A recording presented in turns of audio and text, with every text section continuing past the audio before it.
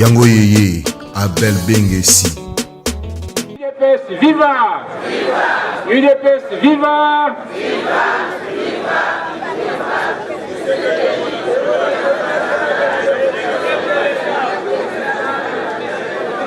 Bolobi makambo ebele mais moko te yokani. UDPS viva! Pourquoi la pemboule les a menacé? Tomeka kosala mwa mbangu mpona ke tozonga na ndako sans que topola mbula.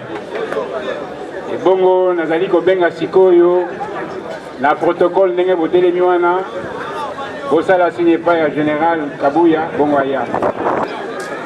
Totikali mikolo ebele tosali matinée politique te osa ya masolo ezali boye te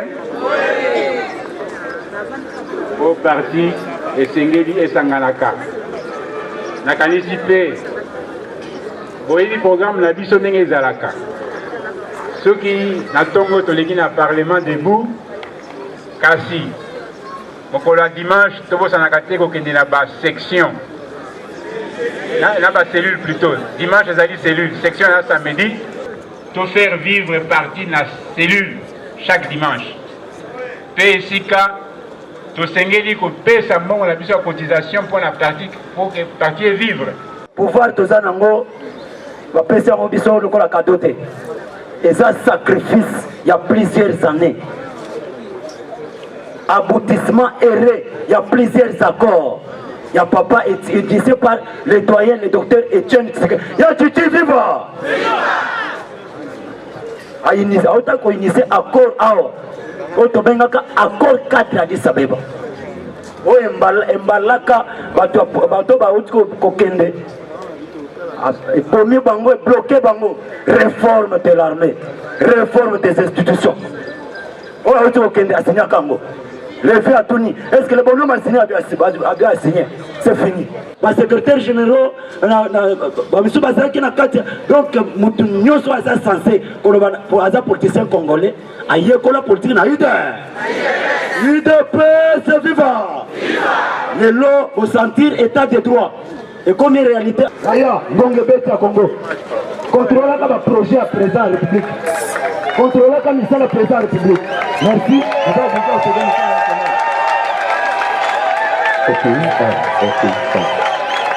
secrétaire général adjoint Augustin Kabuya maboko mpo na bino maboko mpo na ye quand même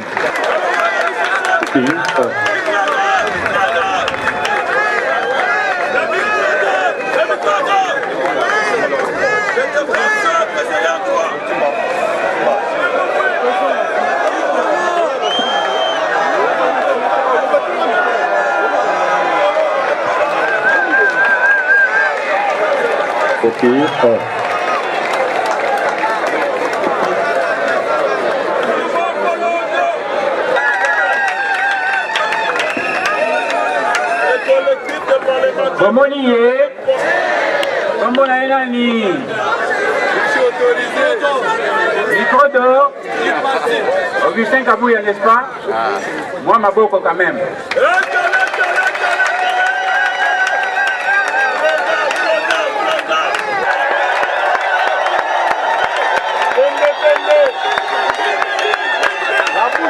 merci beaucoup.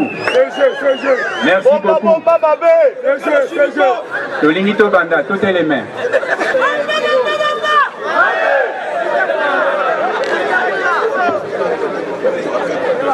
Toko bandaka toujours la hymne du parti.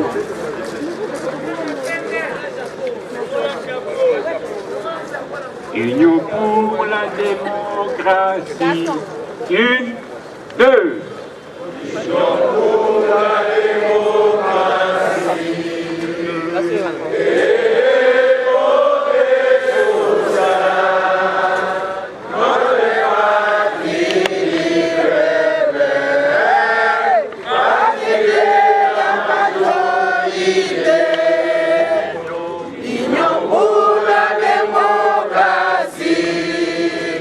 Les progrès sociaux.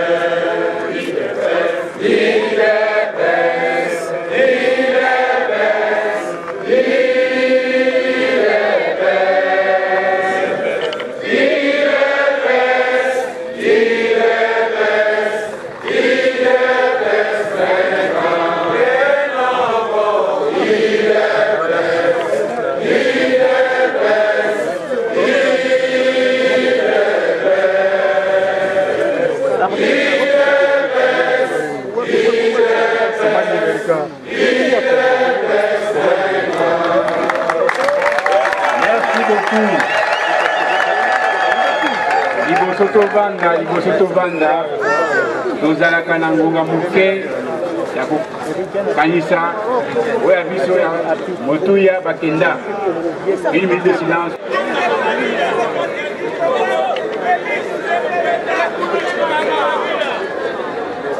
Combattantes et combattants, kozela na bino eumela mingi te. Mwana mboka Augustin Kabuya okendeki mobembo ye azongi. Bomoni ye? Maboko lisusu mpona ayeka kokoyeba.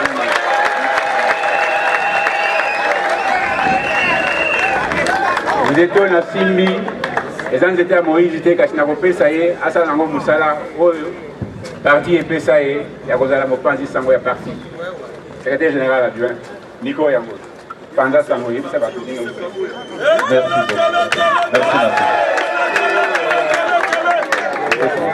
beaucoup.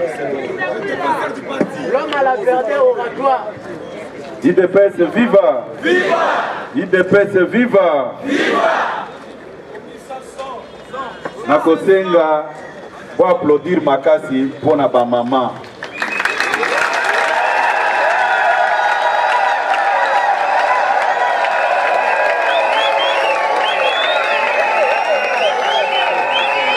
Oyebi na mokili awa ba mama na lobaki matinée oyo pona kosala restitution na base na biso na mobembo na salaki il faut nasala ngo mukolo ba mama basanganaka.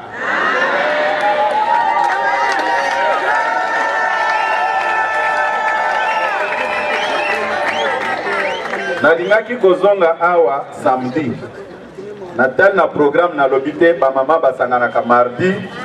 Il faut naya mukolo moko na pemi ya mibale na ke kosala rapport et pas ba mama na base nyonso ya parti.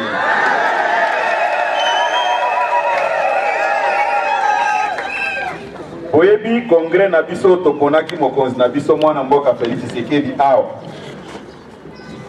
Posalaka discussion makasi na commission na lobby. Il faut pouvoir oyo to dédiango na ba maman. Congrès, il faut ça la mois de mars, mois de la femme. Soki to sali ango to poni mokonzi na mois de la femme, mokonzi ana kozala beni akokoma mokonzi ya mboka.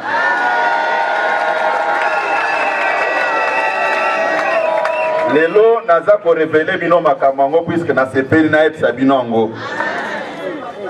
To discutaka na commission na lobby non, il faut congrès et ça le makaka na mois de la femme. Omonaki mupepeyaki balobi congrès to salango le 15 février date ya création IDPS ngape na salaki semblant kondima mais nazaki d'accord te. Après Zambe a répondre na demande nanga congrès salamaka na clôture ya mois de la femme mokonzi yango mpe ndenge tomonaki akomi lelo mokonzi ya mboka yango bobetela ba mama maboko makasi.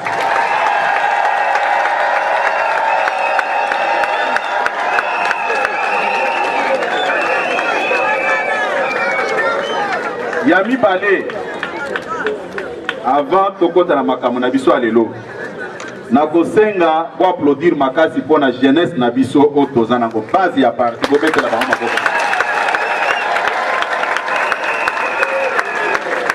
Puisque base wana soki lelo tokomi place tozali eza mpo na base nga moko na mois de novembre 2018 mois de novembre, le 11 novembre 2018, nazwaki risque au mutu azwaka te ya kotelemela signature ya mokonzi na biso. IDPS viva! Tango bandongolo misu balingi kobotola victoire na bino batia mutu mususu. Na telemaki na libi oyekoya eya na lobi biloko wana esuka na Genève, biso toponaki mokonzi na biso na congrès, biso toyebi kaka ye. Tango nazwi maloba wana na radio Top Congo, base batelemi ba moto epelaki awa. Eza histoire mboka na biso, mutu akochange yango azate. Yango naza koloba po betela ba jeune maboko makasi base ya parti.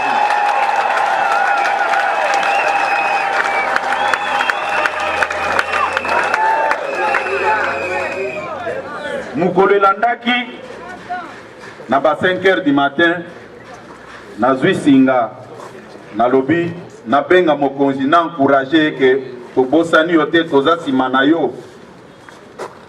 Na benga ka mokonzi usololaka na ye na ebisaka yeke awa base toza ko protester contre ba mercenaires balingi ko botolo victoire pour pas imposer mutu mususu, mais yo toza kaka sima na yo. Komona pasi te okoya wa komona ke toza kaka sima na yo to changer avis te. Yango naza koyebisa bino boye banda lelo kombo na ye okobenga bakombo mususu Fachi, c'est bien, mais ye na vandi natali makambo nyonso aza kosala banda komi na bokonzi na décidé ya kopesa kombo Nelson Mandela Junior.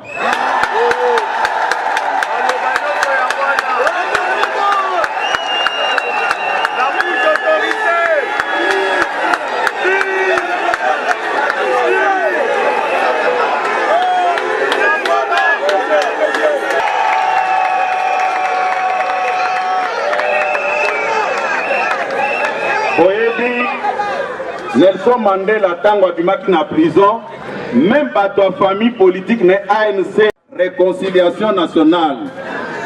Yango Nelson Mandela Junior, Félix Tshisekedi, visionnaire yango wana. Mandela tango abimaki na prison, mutu azwaki pona ko sécuriser ko bongisa musala na sécurité kaka mutu abandaki ko nyokole na kati ya boloko.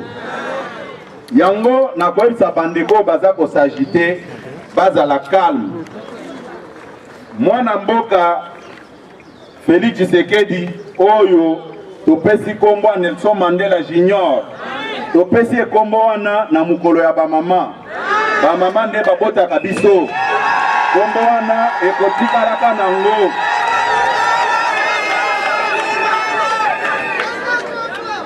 Bato ebele baza ko s'agiter pona nini ndeko na biso Nelson Mandela Junior azwikaka basoda ya kalande bazokengela ye.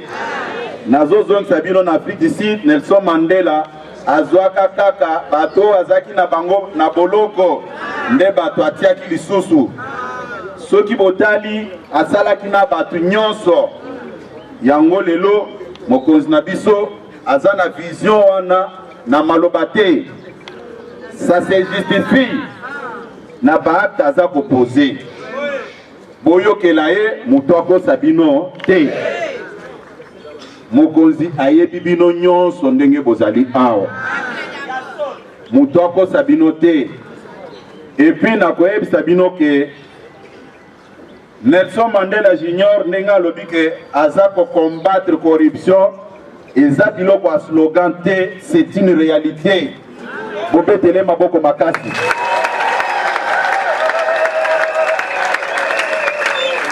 Tango alobi ke aza ko combattre corruption azolo ba biloko wana neti ba slogan te. Na koyebisa bino, je ne pouvais pas le faire, mais na koyebisa bino ngo na kolakisa bino avec des preuves.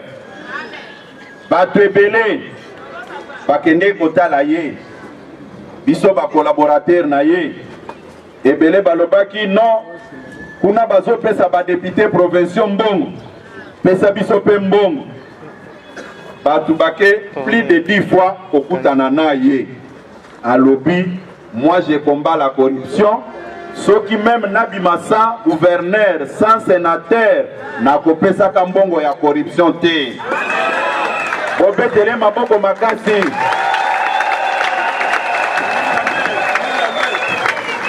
oyo eza ba tableau ya ba proposition basalaki e po abisa mbongo aboyaki kopesa alobi je combat la corruption nakoki jamais comprendre corrompre mutu kosomba conscience ya mutu IDPS viva d'où par conséquent bato boyoki baza koloba oh Kabunda tiaki stratégie en place te poto za ba sénateur poto bazo ba gouverneur baye di sabino vérité démarche ezalaki ya corrompre biso toza simaya Nelson Mandela Junior azo combattre corruption po betele maboko yango nalobi boye nayokaki bandeko na biso ya FCC basali communiquer basan prendre na mokonzi ya mboka na koyebisa bandeko wana boye par courtoisie il faut élégance ezala mokonzi ya mboka aza moninga na bango te. De la même manière que Bazako Benga presse pour la déclaration irresponsable, moi aussi j'ai la capacité de convoquer la presse et agir de la même manière.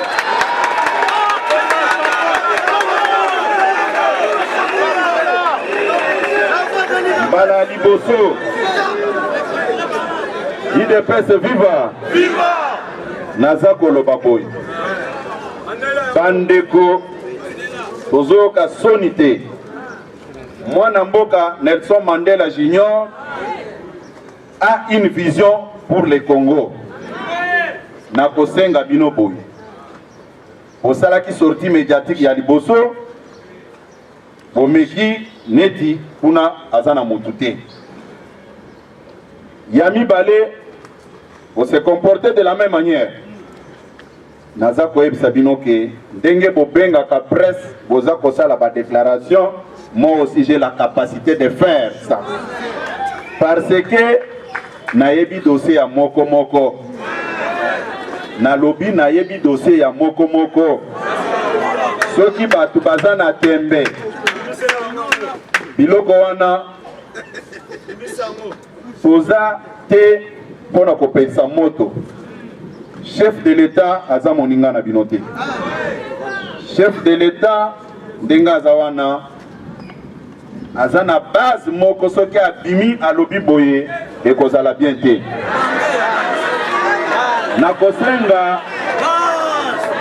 Nakosenga bandeko na biso wana bameka koede président Joseph Kabila, le président sortant. Batala comment est-ce que mokonzi ya mboka azako vivre na batu oyo bazaki nzinga na ye.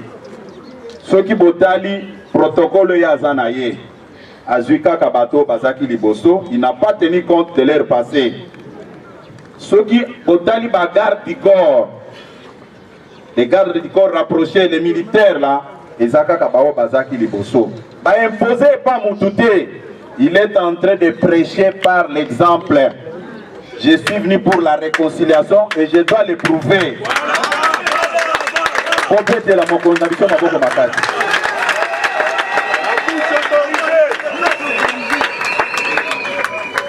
Ce qui est plus grave, nakata babiloko wana. Nasina ebisa bango en maintes reprises na ba réunion. To aider ba konzi na biso. Parce que ceux qui ont tali mutu azana matanga akata kasuki nyonso. Ezabo été. IDPS viva. Ezalaki message. Tango pe bazo sala passation pacifique civilisée du pouvoir alongola ki mandefu alongoli suki ezaki message alakisi ke makambo nyonso akala etikali sima tokomi otala liboso et puis nakoyebisa bino eloko moko bato wana eza flatterie. Ce que je regrette c'est quoi? Se laisser manipuler et pas Moutoumoko, Ongana Yebi, ou Aoutana Idepes Ao. C'est lui l'initiateur de ces communiqués. Na benga kimoko na bango na yebtango na sana États-Unis na lobby. Je sais que c'est telle personne qui a manipulé tout le monde. Puis c'est un grand manipulateur na yebi. Je le mets en garde. Prochainement na kotanga kombo na ye. Na yebi style na ye. IDPS viva! IDPS viva!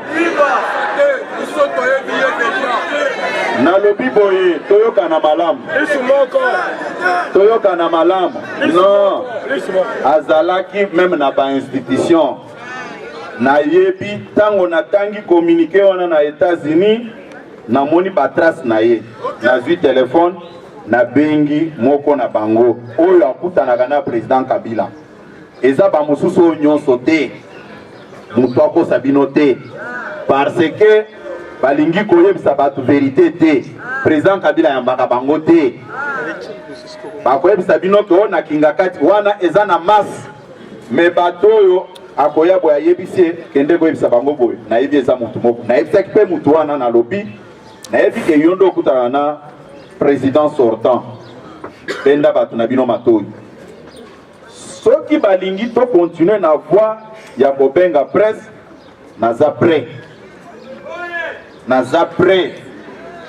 naza na makambo ya koloba IDPS viva IDPS viva nde yango ndenge bokonzi na biso alobi makambo ya réconciliation nationale to aider ye to kota na buzoba te. Mais toutefois, na epsi bandeko wana ke bamona mokonzi ya mboka neti moninga na bango te. Et puis bayebisi bino boye. Non, akende kosala nini na kinga kati. IDPS viva. Naza parmi ba responsable ya parti oyo. Natanga kamakamu na journaux te. Na participaka na discussion et puis ceux qui botuni bango akoyeb sabino niveau ya raisonnement na ngatango to discutaka to se comporter comme des responsables tango bomonaki président Joseph Kabila qui est na cité de l'Union africaine. C'était sur notre demande nous les membres de l'IDPS pour toza ko évoluer na kati ya cash. Eza babiloko natangaki na ba réseaux sociaux te akekuna akendo pese ba injonction c'est fort chifo. Problème ezaki na niveau nini? Président na biso abandaki na ye. Tango to discuter to lobi me toza na coalition na bino. Ba allié basala kanini. Ba bénéficier ka ba intérêt nyonso ndenge moko. Eza boete. Biso to lobi ke ba province mususu toza na ba député provinciaux te. Mais toyo kana place biso tozana ba député te pour soutenir biso pe tozo ata vice gouverneur. Place tozana ba député provinciaux biso pe tozo ba gouverneur. Ngamu na bandozo ba note na compte na biso yango carnet yango ngoyo. Tozali ba répartition nyonso mais bango bazalaki toujours na makanisi mususu. Tango toyo kanite nde yango toyebisi mokonzi ya mboka boy lokola bango bakoki ko décider bango moko te benga autorité morale na bango olakisa ye blocage oyo bato na ye basali IDPS viva yango omonaki le président sortant akendeki na cité de l'Union africaine. C'était sur notre demande biso nde tosengaki eza ndenge bamususu bazoleka na ba télévision baza koloba babusoba. Ce n'est pas ça la vérité. Ezaki na sens ya ko faire avancer makambo. Toyokani malamu. Deuxième rencontre, nayokaki papa moko, on a bando respecté, na kanisa zana bongo ya mukolo, mais à réfléchir, neti moi na maternelle. Comment expliquer l'IDPS viva? Rencontre au boyoki à Kingakati. Eza eloko ya kobomba te, neti tokende kobomba na esika songolo pakala. Je dis c'est faux. Président sortant alingaki aya lisusu na cité de l'Union africaine. Bisonde comme ba plus proche ya mokonzi ya mboka toyebisi ekete na biso ba bantu soki bozana mutu omoni chaque jour azoya epa na yo yo pe mukolo mususu sala nini kende kotala ye IDPS viva kopetela mokonzi biso Mandela Junior maboko makasi. Et puis bandeko na ngai po botala buzoba ya bato mokonzi ya mboka abimi alobi na kokende nga moko te net nazokende na kuku azwi président délégué na biso mwana mboka Jean-Marc azwi secrétaire général adjoint Ribens Mikindo alobi bino mibale bo accompagner nga azwi na bato mosusu IDPS viva balekaki bino wana ba 9h du matin bakepe basololi asali ni azongi. Mais babiloko soki oza na information te tuna ezali ndenge nini IDPS viva pona nini naza kopesa bino ba petit détail wana c'est pour vous aider à comprendre batu nini toza na bango ndenge nini bazako déformer vérité bao bazako lobake non mokonzi ya mboka aza président protocolaire azwaka ba injonction place Songolo pakala eza ba nostalgie ndeza kosala bango.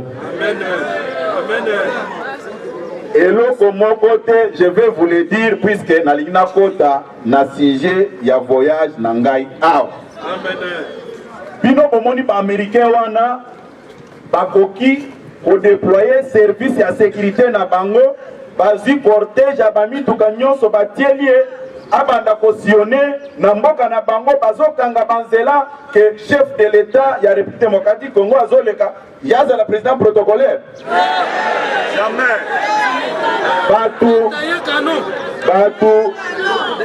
IDPS viva mokonzi ya mboka na ebsibino ke notre Nelson Mandela Junior azana vision na ye yango bato mususu bazo comprendre ye te alandaka babiloko nyonso oyo elobaka bana atalaka ere moko aza koseka azalaki reçu na baautorité américaine programme nyonso ezaki déjà tracé mutu na bango oyo abimaki awa oyo alobaki o vérité désir tango biso tokomi na Washington ayoki akimi ake na ye nalobi je pèse bien mes mots akimi na ye mokonzi ya mboka aza na niveau na ye te mokonzi ya mboka aza na niveau na ye te moto wana biso nde tofabrikaki ye awa d'abord lukuta wana azokosa bato baza na information te ngai nasukaki na Washington pamba te nakomaki koluka ye ndenge nyawa lukaka puku soki bayebisi nga ke aza na eta boye nazwi avion nalandi ye soki nakomi ayoki aye ake mboka mosusu. Ce que je vous dis là c'est vérité pour vérifier yango tango nayoki ke place nyonso na kokoma ya azate puisque na linga pour ridiculiser ye na ndenga linga pour regretter ya za na niveau ya chef de l'état te bino pe ba jeune naza ko talela bino boke ba comportement na bino bozana nazo yebisa ba mama te me bino ba jeune soki mutu aye awa topesi bino pouvoir te Yo tozo yambaye bino obanda ko louer basal oza ko inviter ye Fayulu azaki na ba membre te kaka bino ba jeune na biso nde bato bando kende bo louer salle abimi wana comme leader mais bato bazana bato yi defes lelo azolo ba partout vérité des urnes. Je vais vous dire sans mâcher les mots, vérité des urnes s'appelle Félix Tshisekedi. Amen. Ozabato alokumu mutu a bangi sabinote. Oye bisaye mutu soki ayeli yo. Ayebisi yo que non, il faut tout changer équipe wana. Balobaka ke on ne change jamais l'équipe qui gagne. Komoni biso tango tomoni ke demande ezebele mokonzi alobi il faut kobima osolola na ba partenaire mususu oyo baya mbangu batia misala na mboka bakombata na biso nyonso bazala engagé chômage esila otala niveau ya raisonnement na biso toza te mpona kobeta maboko kokoma ivre na mbongo likambo mosusu batu bakiti na niveau ya raisonnement na bango balobi mutuka munene oyo kabunda azotambola nango azwi mbongo wapi ine pese viva bakosa bino te biso solidarité o balobaka union pour la démocratie et le progrès social wana biso to vivaka nango petit peuple nyonso oyo atalaka mutuka wana bakabelie na ba proche ya ancien président te mutu akabelie mutuka wana aza parmi ba conseillers spéciaux ya chef de l'État monsieur Nelson Mandela Junior. Omona sikoyo kuzoba bato tango yozo kendo yebisa mokonzi mboka o ba corrompre na mutuka boy mais mutu apesa ki mutuka na zotala le mais yo oza lukuta inde pese viva on se méfier na babiloko nyonso basa kokosa Kabund alie mbongo te et puis asali parti politique mususu te net ndenge nazali awa lobi tango na kiti na moni ba banderole ba association les amis d'Augustin Kabuya natikala ko initier démarche ya eloko moko te c'est vrai na yebi pe bato ango ndenge basali biloko na bango te ngai na kotika loyi de pes po en tout cas il faut bien réfléchir avant de poser problème biso parti otomoneli pasi au risque ya bavi na biso lelo bokutani bolobi ke bato wana il faut bakende mais là il faut marcher sur nos cadavres tokotikela bino de peste nous ne pouvons pas accepter ça et puis nayoki bato basangani bato mususu balobi oh non Augustin Kabuya ye akendeke na bato ndenge Corbière akende kotika ba cadavre ya zonga kana kaka toloba vérité idps viva balobi no azalaki na Jacquemain akenda ya atikala bazalaki na mavungu akenda ya atikala idps viva problème nanga eza wapi na makambo wana il faut koyebisa bato vérité ndenge tozoya boye mutu na mutu azoya na marque na ye soki osali likambo na yo ça n'a rien à voir avec collègue na yo balobi biso totrahir parti po parti bazwi basénateur te na bakoin songolo pakala idps viva na koyebisa bino boye naza kokebisa bandeko baza na parti ou ba mener des marches wana ou ba kabi bambongo puisque j'ai tous les éléments si ça continue na kotanga ba kombo na bango comment expliquer IDPS viva ozela nanu yo ozozwa député provincial ya IDPS ok na ye inde et pas mutu ya FCC olobi boy na memeli o mouton moko après sauver na ye mouton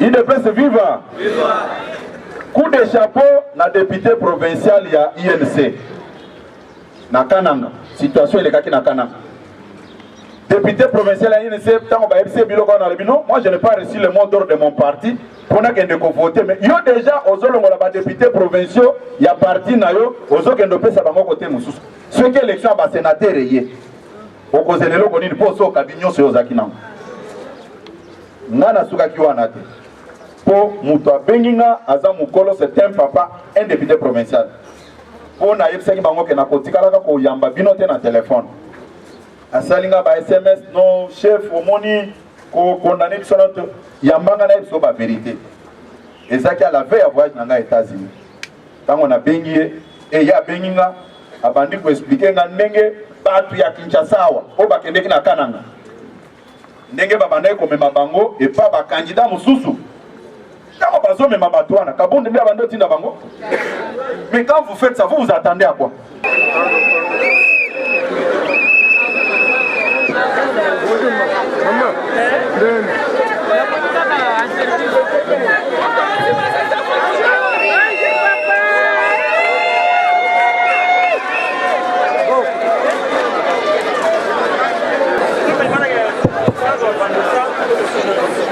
Bama bokota na batang to panda.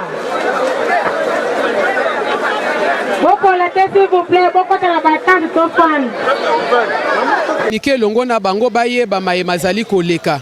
Nani phénomène nani attitude ya parti na biso ezali lolenge nini température ya parti ezali lolenge nini ndetina na yango mwana mboka Augustin Kambuya auti na mikili ya poto o bazaki koloba ete akende ko bwaka ngunda alingi kozonga te alobi ke na bengi seki ba kombata poto e ba objectif nini onga na kendela ki poto ko kendena ya kende ki poto ezaki juste pona ko solola na ba investisseur ba partenaire na partenaire au bakoki ko appuyer vision à président parce que tokoki ko tikela kaka ye moko te musala wana lokola biso tozali wana famille politique nae esengeli pe to kende ko luka ba partenaire to solola na bango ba ko investir na kati ya mboka na biso po ete ebele ya batu oyo gouvernement ezali en place e ko kate to pesa bango nyonso misala à partir ya bande kwa na soki ba ye ko investir na kati ya mboka na biso ndetina na yango bango bana mboka bakozwa misala ya mibale abakisaki ke tolobaki awa ke président na biso esengeli topo na ye mukolo na tozaki ko organiser congrès biso ye alobi ke esengeli totia congrès wana mukolo na moya na sanza ya misatu na mois de la femme pona nini soki ba mama basimbi likambo yango makambo ekenda kaka liboso pe makambo esimbaka ndetina nini tomonaki ke ba organiser ki congrès wana na mois de mars tant ba organiser ki congrès na mois de mars lelo oyo tomoni ke mokozi na biso amimi pona tina na yango topesi matondo mingi pe longonya na ba mama aye ko encourager pe jeunesse na biso yango yeye Abel Bengesi.